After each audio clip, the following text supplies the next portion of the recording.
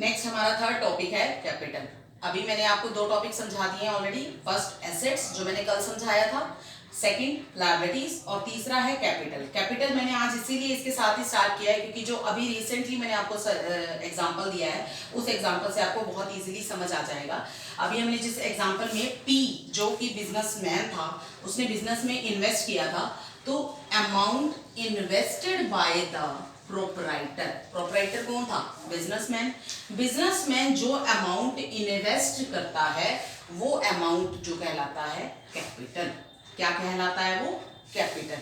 अब अमाउंट से क्या मतलब है? अमाउंट से मतलब सिर्फ कैश से नहीं है, वो in form of cash, goods and assets, किसी भी फॉर्म में हो सकता है। जैसे मान लो कि एक बिजनेस स्टार्ट किया, बिजनेस स्टार्ट करने के लिए पी ने 6 लाख रुपीस लगाए थे।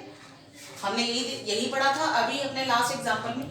उस 6 लाख में से हो सकता है 5 लाख उसके पास कैश था और 50,000 का ही उसके पास स्टॉक था, और सॉरी 15 कर लेते हैं इसे, 15,000 का उसके पास स्टॉक था और 35,000 का उसके घर पर ऑलरेडी फर्नीचर पड़ा था, या 35,000 का उसका अनयूज्ड फर्नीचर पड़ा था।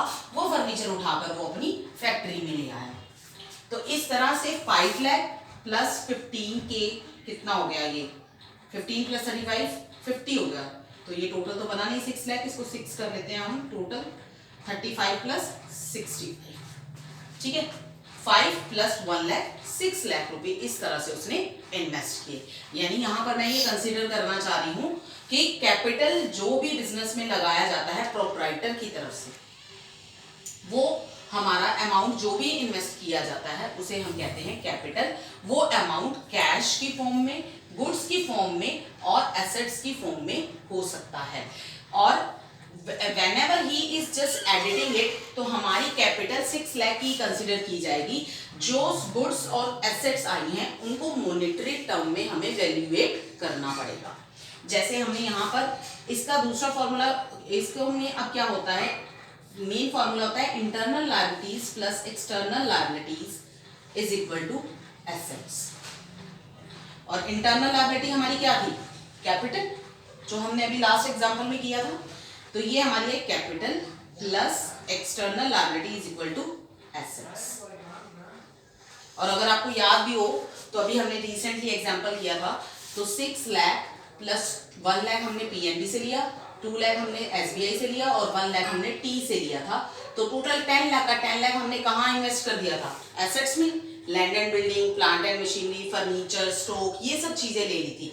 तो वो एसेट्स के बराबर होता है, ये चीज ध्यान रखना। Liability is equal to assets always. और लायबिलिटीज है हमारी इंटरनल लायबिलिटी और external liability is equal to assets. तो अब इस फॉर्मूले से आप कोई भी चीज निकाल सकते हो। अगर कैपिटल निकालनी है आपको तो एसेट्स में से अगर इस एक्सटर्नल लायबिलिटी को माइनस कर दोगे तो कैपिटल आ जाएगी। अगर आपको एक्सटर्नल लायबिलिटी निकालनी है तो एसेट में से अगर आप कैपिटल निकाल देंगे तो आपको एसेट्स मिल जाएंगी। और अगर आपके पास इंटरनल और एक्सटर्नल लायबिलिटी सिर्फ गिवन है, उन दोनों को अगर आप ऐड कर दोगे तो आपकी एसेट्स आ जाएंगे। ये एक फार्मूला है, समझ आ रही है? इसको मैं एक और छोटे से एग्जांपल से समझाती हूं। जब हमें पता चल गया internal liability plus external liability is equal to asset होता है, ये हमारा फार्मूला है। तो 6 लाख हमारी इंटरनल लायबिलिटी थी, 4 लाख हमारी एक्सटर्नल लायबिलिटीज थी। तो हमारी एसेट्स ऑटोमेटिकली 10 लाख की हो गई, जो कि मैंने एग्जांपल में भी समझा दिया था कि उतने के उतने अमाउंट से उसने सारे फर्नीचर की एसेट्स, सॉरी फैक्ट्री की एसेट्स खरीद ली। तो सेम एज अगर हम इस एग्जांपल में ये मान लेते हैं कि मुझे इंटरनल लायबिलिटी गिवन नहीं थी, लेकिन मुझे एक्सटर्नल एसेट्स का पता था 10 लाख एसेट्स है, और एक्सटर्नल लायबिलिटी कितने की थी हमारी? 4 लाख की। तो 10 लाख माइनस 4 लाख, तो कैपिटल कितने की आ जाएगी हमारी? 6 lakh, which is already I have told you in the example. बाकी हम जब इसके प्रैक्टिकल क्वेश्चंस करेंगे तो वो और भी अच्छे से क्लियर हो जाएगा। That's it.